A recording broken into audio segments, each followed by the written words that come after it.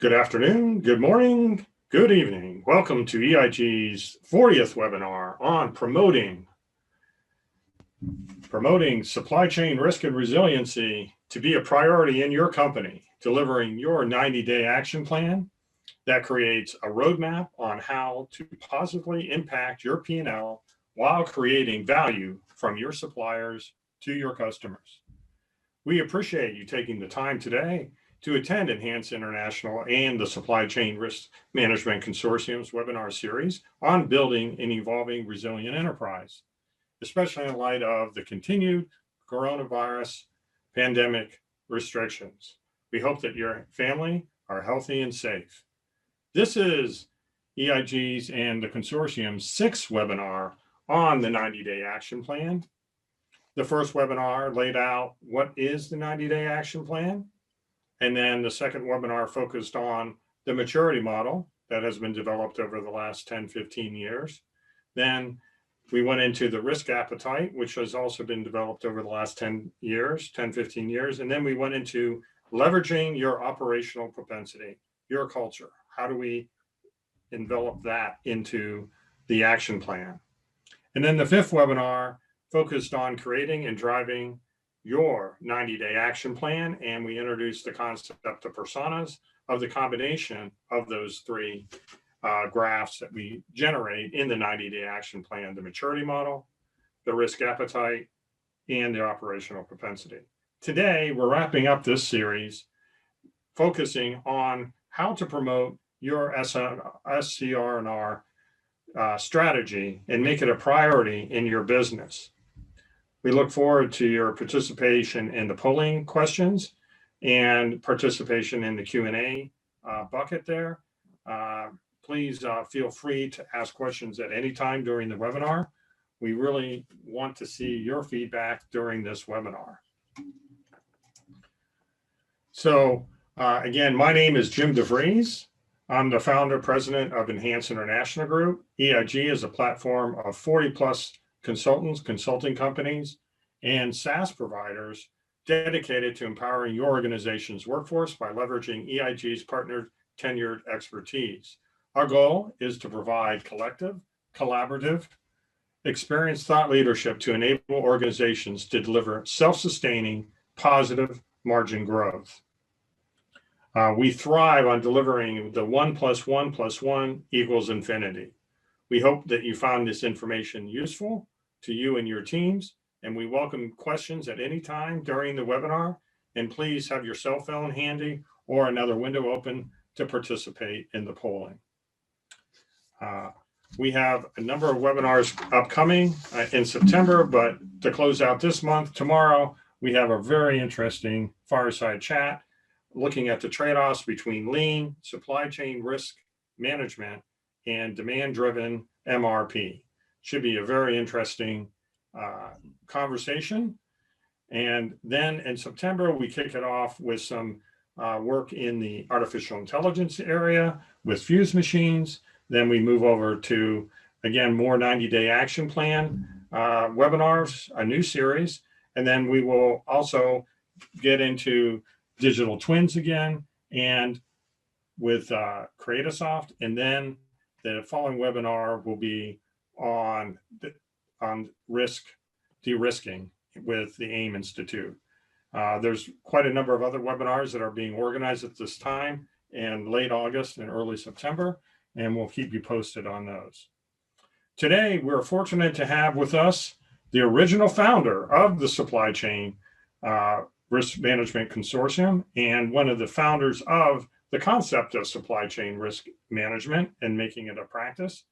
And Greg is the author of the book, Supply Chain Risk Management in Emerging Disciplines. So Greg, a few words of introduction, please. Yeah, sure. Thanks, Jim. Always a pleasure to be here with the folks to talk about our passion, which is supply chain risk and resiliency. All right. The consortium, just for everyone's edification, now represents 30 companies. That's about 1,500 supply chain professionals around the globe. And they bring tools, techniques, methodologies, and solutions to help us as a collective group identify, assess, mitigate and manage supply chain risks. Pleasure to be here. Thanks, Greg. Look forward to a fun-filled webinar here. Quite a bit of information today. Again, this is the sixth of our series of webinars. You'll find these webinars posted on the EIG website that we just covered earlier, and this will be posted by the end of the week. So with that, we can get started. Greg, the agenda. You bet. Thanks a lot, Jim. The agenda looks like this, folks.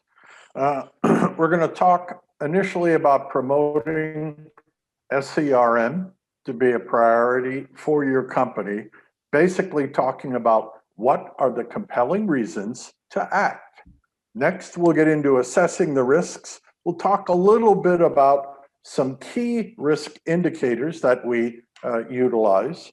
Then next, we'll share some user feedback from the 90-day action plan tool to share that with you. And then last, we'll finish up with a profile of the 90-day action plan with some graphical insights, some comments, and the complexion of the actual tool. So with that, back to you, Jim.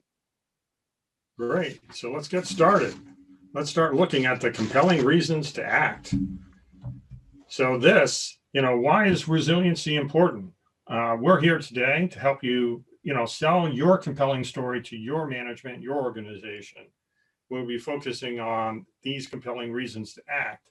This is a Pareto chart of natural disasters from 1998 to 2017. It comes from the United Nations International Day for Disaster Risk Reduction Report.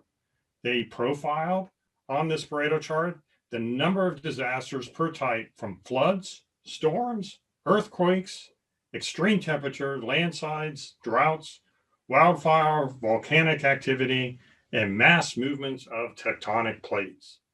Pretty compelling when you look at these numbers. Taking a step back and reflecting, we're experiencing all these natural disasters in addition to this black swan event of the coronavirus. And now the fourth wave is hitting us with the Delta. So therefore, the risk event impacts that we are enduring are compounded from the Delta variant all the way through all these risks and all the different risks that are occurring out there, from cyber attacks that it's foremost in the news. We hear it all the time. Counterfeiting, unanticipated drops of demand and surges. We've had our chip shortage that we've been encountering, counterfeiting, we looked at, but while we're really trying to look to find this new normal, we're getting all of these distractions of these supply chain risks. So how much is that costing us? Well, it's hard to track. And from a natural disaster perspective only, they estimated between 2017 and 2018 an average of 66 billion. When we look to update those stats recently, we see that overall from 2000 to 2019, they're saying there's about $152 billion. And then last year it hit $171 billion. So there's quite a bit of risk out there from natural disasters. So that's looking at what that impact is, what risk events are impacting us. Now, taking a little bit of different slant, although this chart is dated, the average number of annual disruptions back in a 2014 study by the Insurance Newsnet by Andrea Christ and ProQuest shows that, we have in that order of 11 disruptions per year. So how much are each one of those costing us? Well, they're costing us $350,000 per disruption. So every company is needing to be able to absorb this. And that equates to almost $4 million of average risk costs that are directly impacting the P&L. So you'll see that in forms of write-offs. You'll see it in all sorts of forms in the P&L as it's affecting that day-to-day operations into those yearly reports. With that, we're going to switch to Greg sharing with us the TheUCA World. Yes. What is the VUCA world? Well, it stands for volatility, uncertainty, complexity, and ambiguity. So let's take a look at those definitions one at a time. All right. Volatility.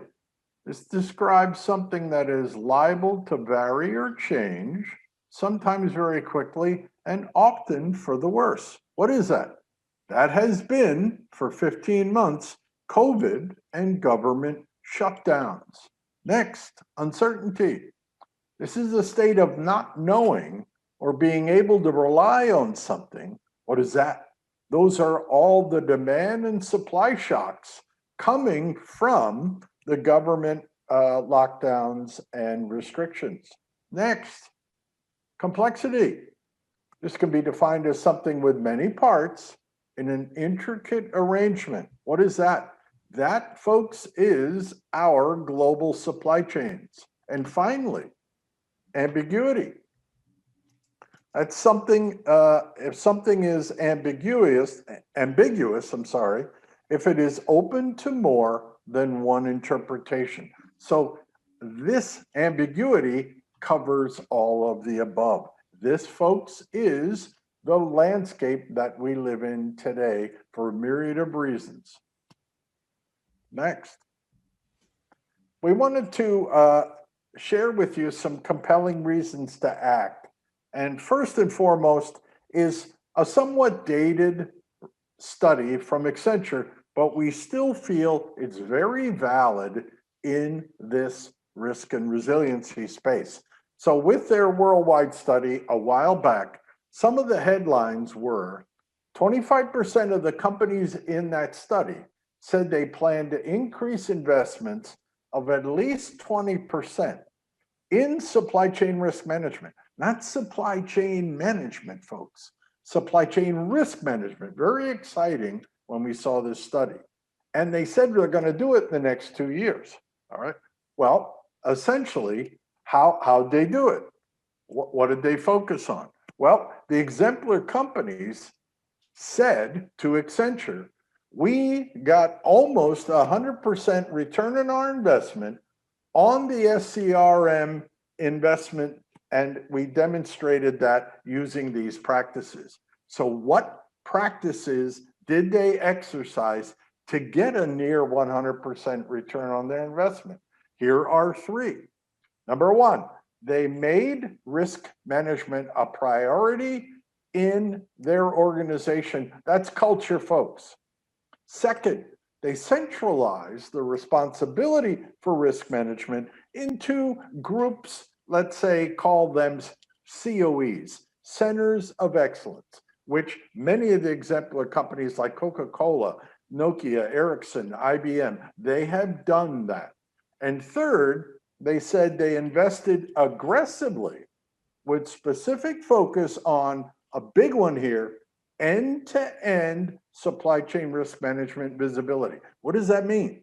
That means from customers, all the way upstream to suppliers, a very tall order. And they leveraged analytics, including what we advocate every day, and that is scenario planning.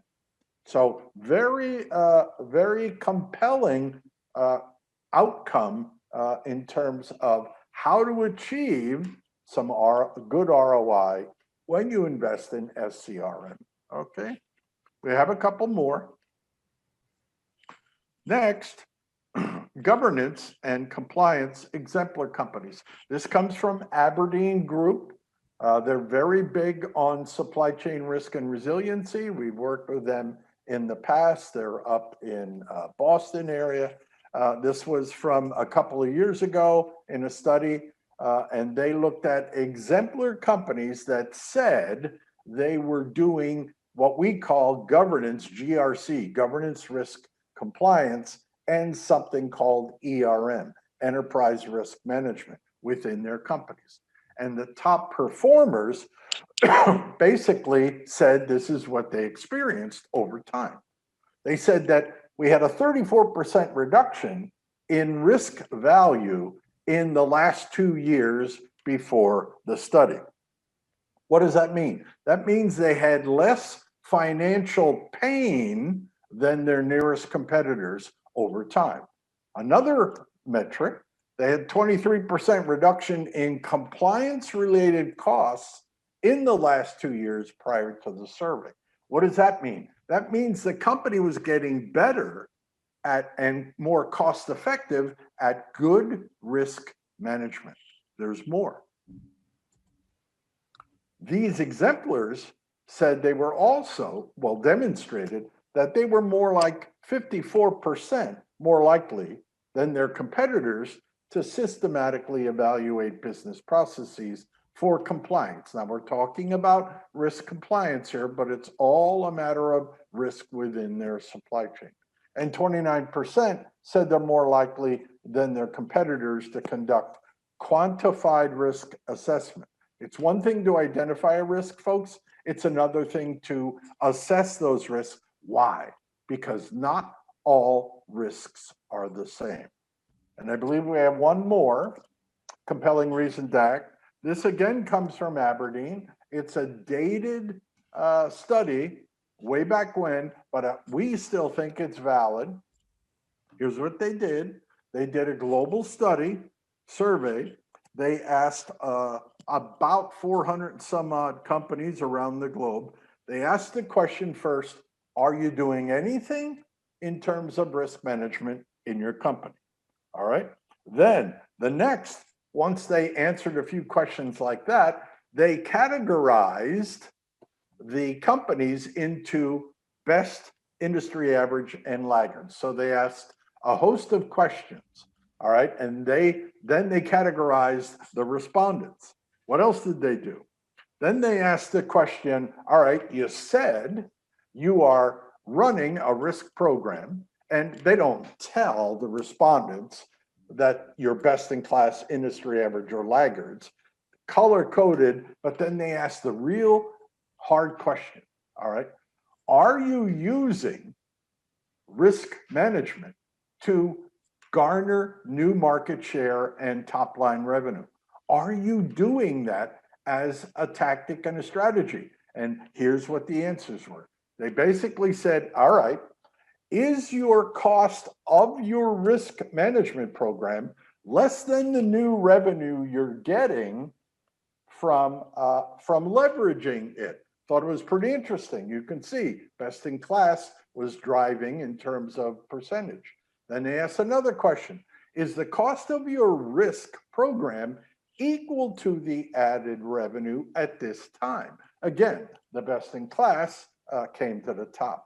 And then the final question was, is the cost of your risk management program higher at the moment than the added revenue you're receiving by leveraging it? And now you can see that the laggards are still way behind. All right. So we thought it was a very interesting survey and wanted to share that with you. And then the question is, well, how did the best in class get there?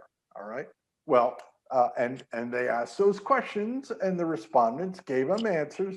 And it was, well, first of all, we define a workflow from risk identification to mitigation. We'll talk about that. You know, codifying a workflow to make sure that you have a repeatable quality process in risk. Next, they said, well, we also align our staff and make them accountable to our corporate GRC objectives. All good, that's good alignment. And then finally, they said they've established GRC platforms, whether they bought them or built them, to promote visibility of what we're doing and collaboration across the enterprise on strategic, financial, and operational plans. Pretty compelling reasons to act to us, and we wanted to share those with you. And Jim will start the next section. Thanks, Craig. Very compelling. So we're going to get into these key risk indicators, which we affectionately call KRIs. And so we're going to cover this in this next section. Very exciting. So let's look at the insight to impact of risk decision making. And on the y-axis here, we have KRI impact value. And on the x-axis, we have time to impact. So further to the right, it takes us longer to make an impact. Further to the left, less time. And then impact value, of course, goes from low to high. Standard graph. So let's look at the key risk indicators. We broke them up into 3 different groups: strategic, tactical, and operational. Strategic, of course, is the executive management, the VPs, the CEO, the C-suite, the general managers in some organizations of the larger type. Then tactical is your plant managers, your ops managers, your PMs, the people that make the work day to day, own that cadence. They manage the cadence of your organization. And then at the operational level, it's your frontline personnel. So as we're plotting this, and on the x-axis and the y-axis, we see that operational, they're going to be, in general, smaller types of impact value. But we really never know at the early stages the impact. If it accumulates over time, it turns into a much greater value. But generally, day-to-day operational risk, the time to impact, the time to recovery, risk priority number are the typical KRIs that you would be tracking early on on the front line. From a tactical perspective, a GM, PM level, you're going to be looking at tactical KRIs, like how much did you avoid in risk? What's your Altman Z score? What's the value at risk? What's your risk mitigation over time? What's your percent reduction in reducing those risks? What's your customer margin to serve? How are we making it more impactful to the margin, to our margin, while serving the customer? And then we move to strategic level, where the revenue growth is due to supply chain risk and resiliency is there. We got customer retention, satisfaction, profit degradation, cost of risk program, and the cash conversion cycle and working capital. And we'll be getting into more of these type of KRIs. Again, these are just an example to provide some context.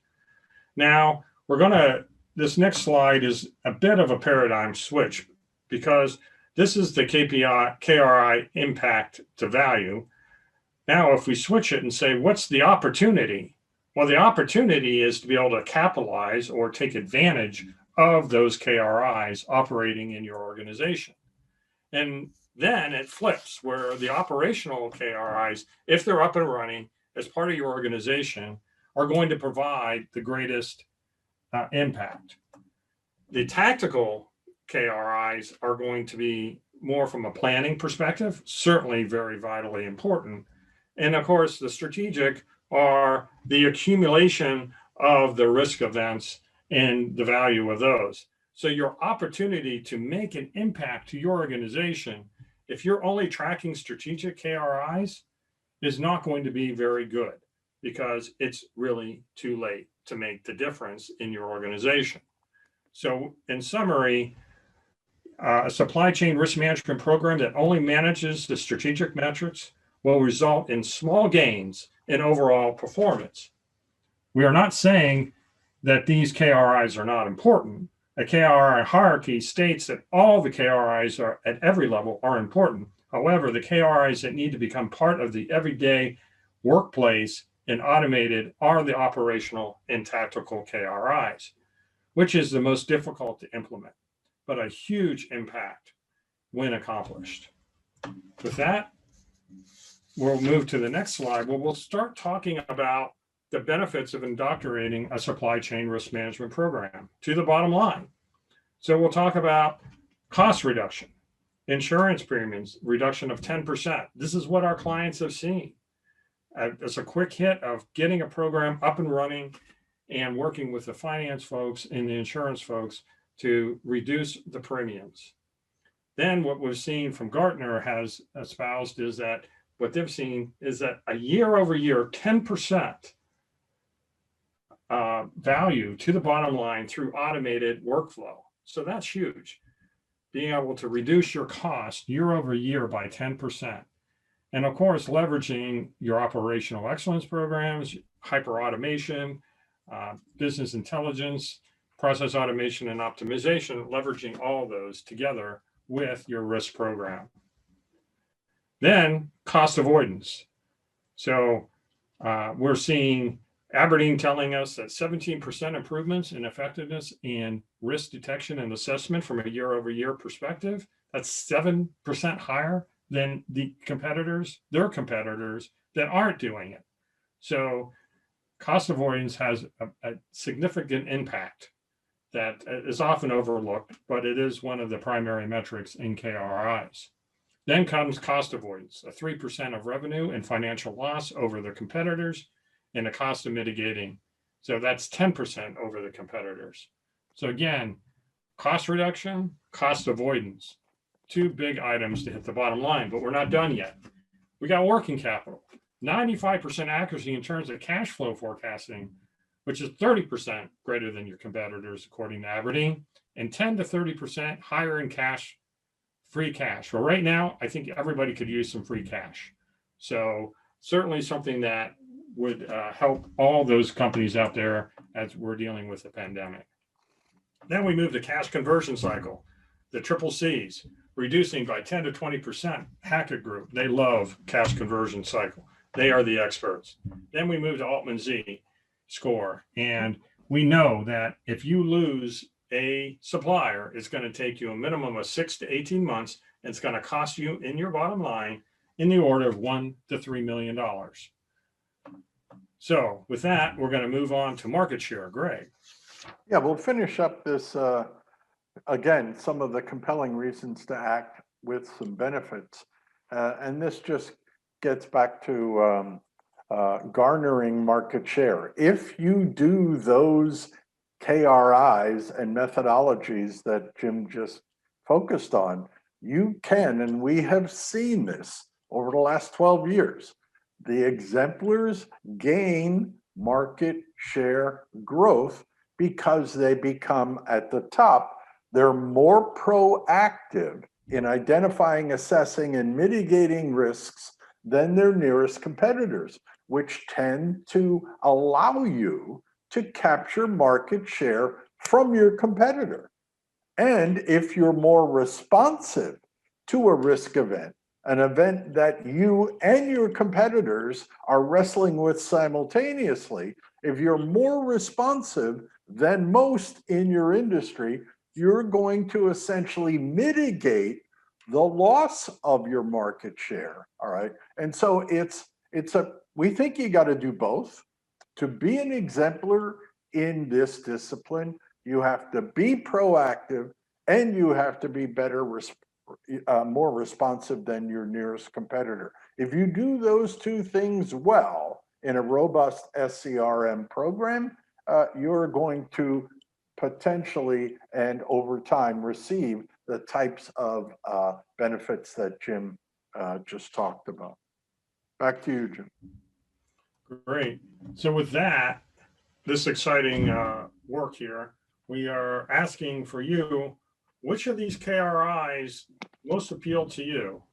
And we'll just list them again, just to make sure that they're covered, to remind you as we're asking you to respond to this. Time to impact, time to recovery, cost avoidance, Altman Z score. Is that something that you find that are familiar or interesting for you?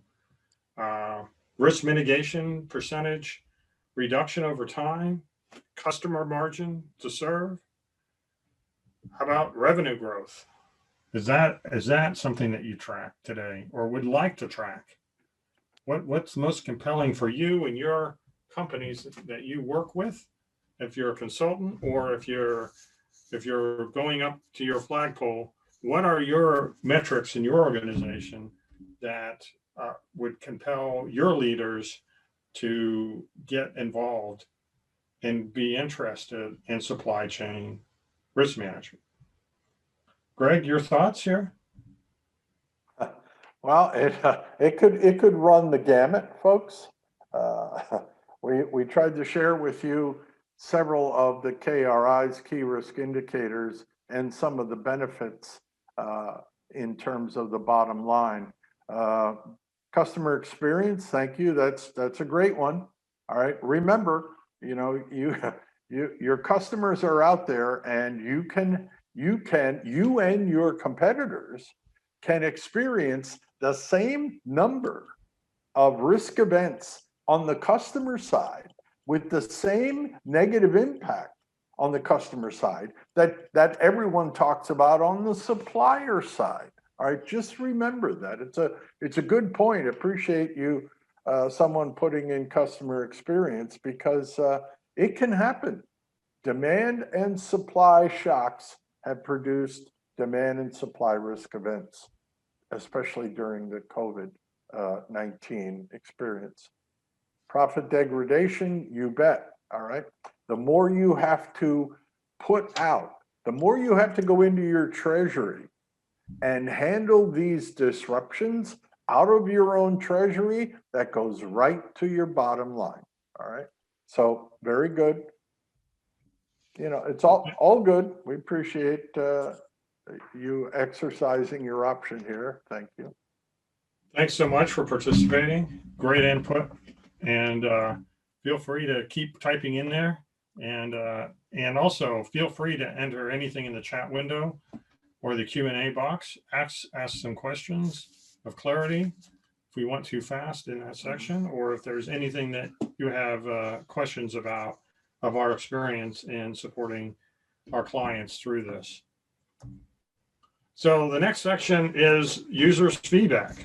So we have a few clients that have gone through the 90-day action plan, and we want to share some of their thoughts back to you, so you could gain an understanding of what the value of this program is. Before we get into that, I'm going to quickly cover the 90-day action plan online survey. Overall, it's to take place over about 3 or 4 months. The survey, of course, takes in the order of 20 minutes at the beginning of this 3-month journey. Everything is done virtually. It's a collaborative environment, and of course, we are providing coaching. And it covers, where are you? And then, who are you? And how do you operate? So where are you from a maturity level perspective? Who are you from a risk appetite perspective? And how do you operate from an operational propensity or cultural perspective? All culminating into your personal 90-day action plan to move you along on your on a journey of your supply chain risk and resiliency. So what does this entail? It entails starting off with a designated lead for your company, which onboarding call about an hour of your time. We would like to see 5 to 8 stakeholders completed the survey. We would look for a cross-functional group of folks across your company, from sales to marketing, logistics, operations, finance, and procurement. As we've discussed about those metrics and the KRIs, you can see those KRIs span the organization. Every one of those stakeholders have a say in those KRIs to help them make their day a special day. And then we have the 90-day action plan report, where we ask for, we will deliver 4 to 7 action items for that 90-day action report that's personalized for your company, with coaching materials associated with it. And then we kick it off with a number of checkpoint calls. The first call being that first confirmation call to make sure that we got the persona correctly for you and your company. And then we'll move on to the second call, which will be about an hour or as long as an hour or two, and find out, did it work? Are those items, the action items that you've chosen to start working on, are they working in your organization? Or do you need more coaching on how to enthrall your organization into taking this journey? And then the third is the pulse check. How is it going? And the fourth being, what's next after this? So with that, Greg is going to share with us, with all of you, the results of our first few customer interactions. Greg? Yep, you bet. Thanks, Jim. This one is what we call a persona insight. This was a CPG company, consumer packaged goods company.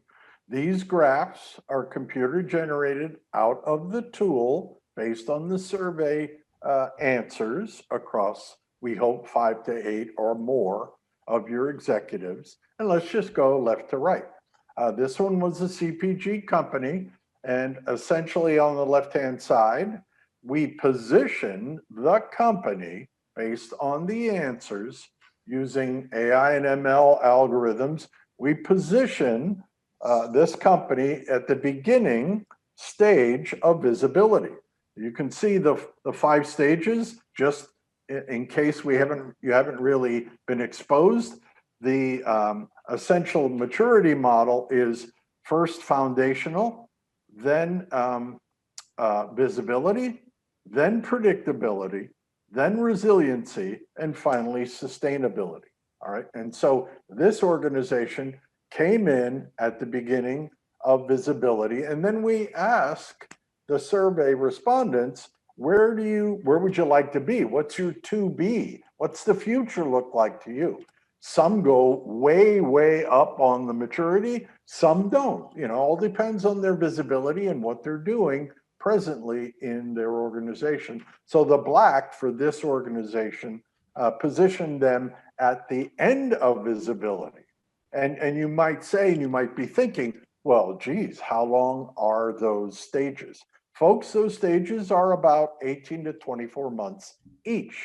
We get that from our book, our research, and the 250 exemplars that we know are out there. So I just wanted to give you some context on the journey and the stages. In the middle, next is a computer graph associated with the company's risk appetite. And we have 4 risk perspectives in this chart. They are, there's only 4 basic risk perspectives. The yellow is being a pragmatist. The green is being a conservator. The blue is being a manager. And the red on the far right is being a maximizer. So there's 4 definitive perspectives that a company tends to take. And this particular company, you can see it, CPG, kind of touches 3 of them: pragmatist, conservator, and manager. There's nothing wrong with that. We actually call this company a pragmatist conservator. All right. And can you have two essential risk appetites? Yes, you can. There's nothing wrong with that. And then the third graph on the right is your operational propensity. Kind of a bit of a more complex profile in terms of a graph, but essentially we call this graph, what's the shape of your kite? Because the graphs tend to look like a kite. This one has 2 long poles in the tent, if you want to think of that. They're bureaucratic on the bottom, and they're a startup as well. So they have a double tail in terms of their operational propensity and their kite. Can you have 2 tails, 2 long poles in the tent? Sure you can. And in fact, what we saw with this company is there were probably 2 camps in this division, kind of, we call it creative tension, meaning they're pushing and they're pulling. Folks in one group are trying to operate as a startup, another group is pretty much structured. So it can happen. And so we wanted to share with you a CPG company's persona relative to the taking the tool. I believe we have some other user feedback. These are different, but we just want to share with you a couple of user feedback comments. On the maturity side, we've heard comments like, well, we've been at this for about 3 years. We're still beginning in visibility. We're a global company spanning 110 countries, and things take time. We understand that. Another one, we're a small startup company and we're using Excel. We don't have tools yet. We've heard that. So almost a direct opposite. And we've also heard we're not looking past the visibility stage because we just have so much to do, but we're trying to improve our visibility. There's no right or wrong answer here, folks. It's essentially just getting the total perspective in terms of risk management. In risk appetite, we've heard things like this. We're a pragmatist conservator, we're risk averse in making decisions. We're focusing on not losing money. Okay, we're not going to say there's no wrong or right. That's who they are today. We are who we are, and with our change in leadership, we expect that will not change at the moment. Okay, that's a bit of culture. We're moving to a more risk-averse culture. Again, there's no right or wrong. Here's another one. We're pretty reactionary. We wait till the very last minute, and then there's a sense of, when we wait till the very last minute, and then we make a decision on risk. Again, different perspectives associated with risk. And finally, on the right-hand side, the operational propensity. Here's one. We're very bureaucratic and slow to make a change. Our data is siloed, makes it very difficult for us to share information across our supply chain. Okay, that's a challenge. Here's another one. We are a startup and we're very agile. We think we're pretty agile. When we have a problem, it's all hands on deck. We go to solve it. So those are just some essential feedback we have heard from companies who have gone through the process at this particular time. Thanks, Greg. Excellent. So with that, we just want to summarize this section on some deployment tips that we've learned. First of all, Greg said it a number of times, there's no good or bad persona. Embrace your identity and establish your execution strategy. Next, don't be too concerned that your company has multiple personas across your different divisions and product lines. You'd probably be surprised if it didn't happen. This is, every product line has its own life cycle and cadence and complexion. Competitive marketplace plays a significant role in the persona.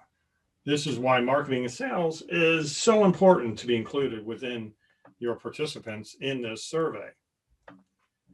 Next, the supply chain manager or project lead, it's pretty important that they understand all the different personas across the heartbeat of the company. This is vitally important to gain alignment across all the stakeholder groups.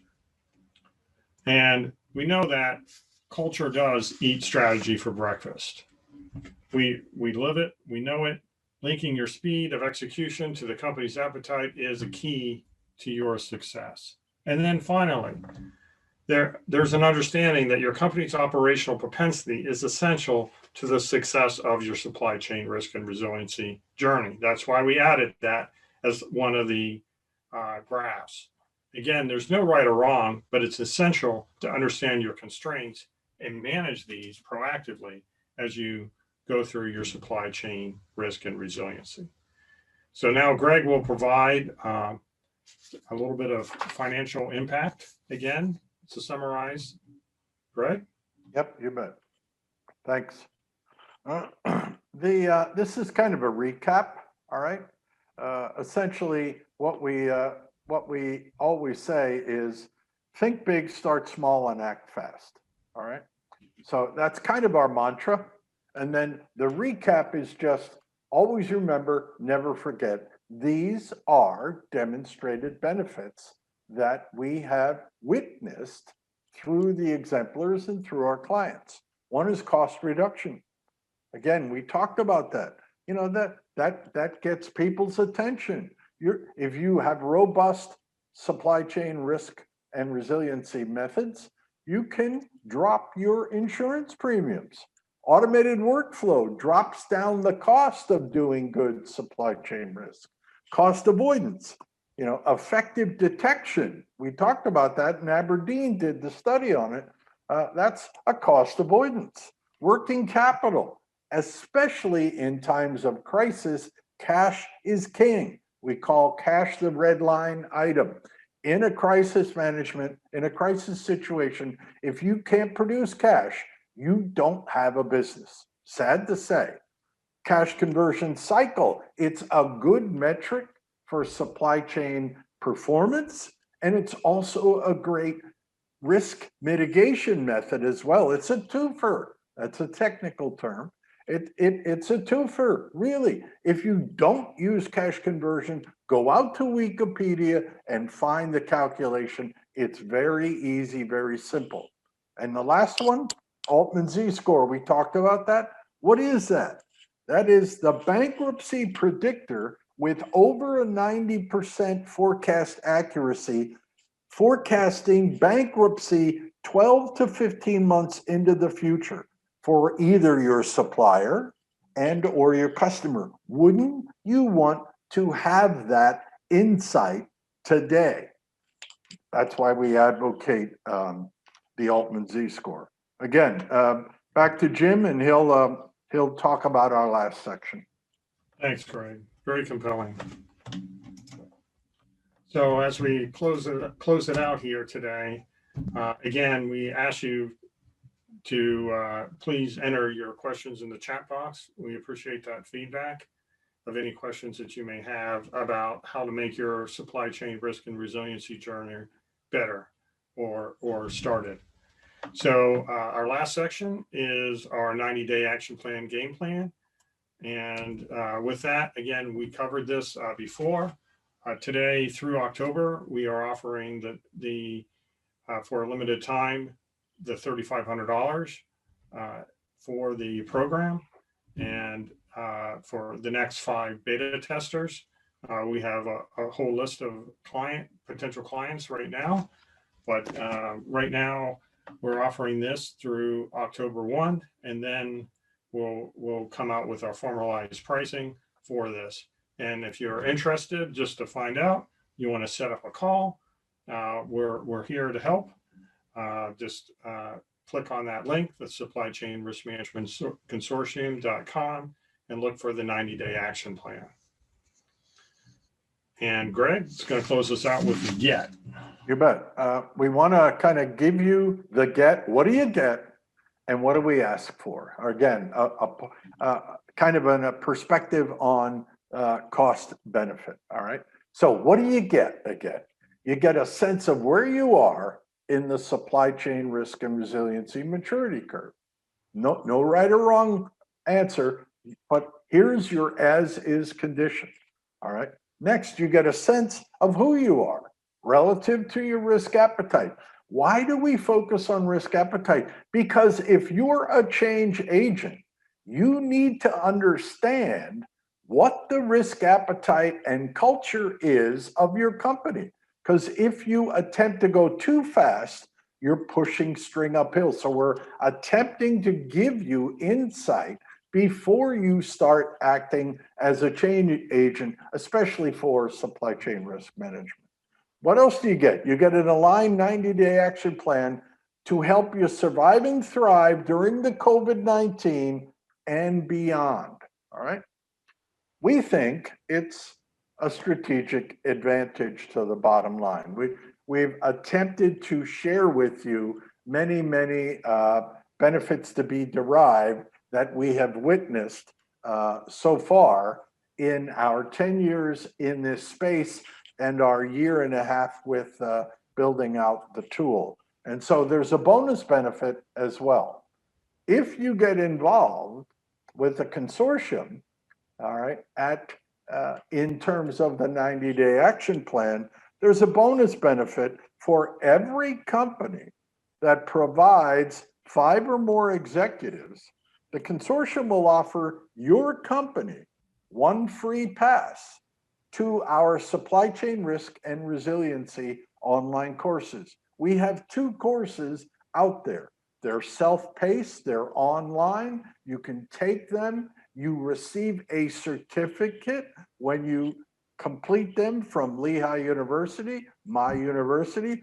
The value of the course, folks, is $1,400 US, which includes a certificate of achievement from Lehigh University. So that's what you get. What do we ask for? Essentially 5 to 8 executives to provide independent insight with the 90 questions. Take you 20, 30 minutes. We don't ask that you do a group think. We want individual perspectives on the questions. All right. We basically are looking for insight from different departments and disciplines within your organization, from procurement, logistics, Jim mentioned it, supply chain. We'll take as many different disciplines from different departments as we can, because we want to see the different perspectives on risk. And we would ask, if you get engaged with us, that these executives would be aligned to the same division and or a product line. We're working right now with several companies who have picked a proof of concept, which means they've kept it very small, the scope and scale, and they've picked one product line.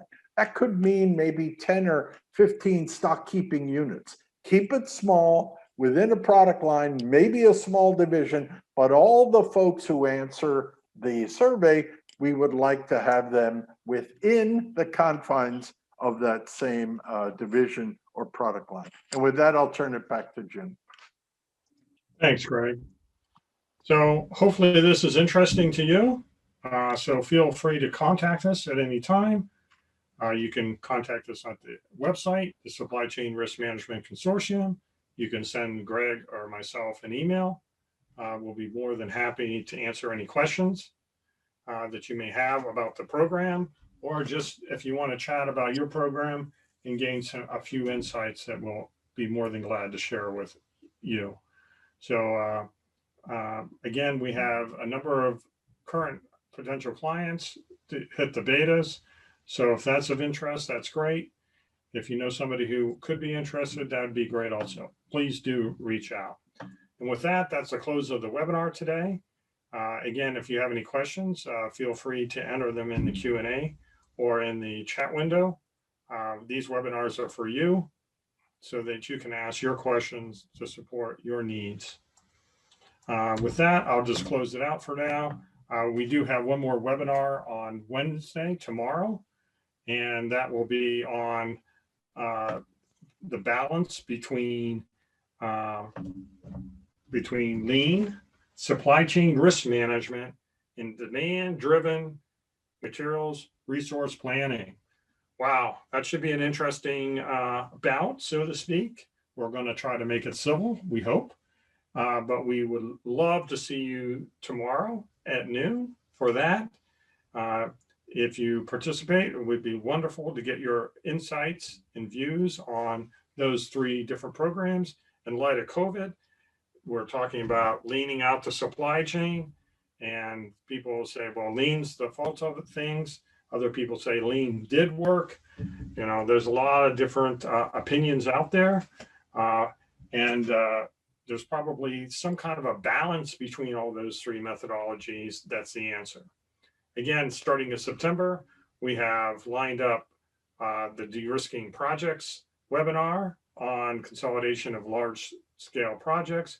We have our digital twin webinar. We have an artificial intelligence webinar, and we're resuming our new product introduction webinar. And of course, we'll be back here on supply chain risk and resiliency with a new webinar next month. So again, thank you again for joining us. We believe in people, process, data, technology. Without people and process, all the data and technology will not get you there. That's our belief. And with that, we have our 40 plus companies that are part of our consortium working together to provide you value. And Greg, any closing comments on the consortium that you would like to add? Yeah, you bet. I appreciate everyone carving out time to talk about our our discipline and our passion. We are, if it's not intuitively obvious, we're pretty excited about the online assessment tool, all in an effort to essentially move companies forward on their supply chain risk and resiliency journey. So with that, we appreciate your time. Yes, thank you so much. On behalf of the EIG, we really appreciate you tuning in today. We know it's summer, it's hot. You want to be outside with your family. We appreciate you taking the time today. And we hope all is well with you and your family. Take care and have a great summer. God bless.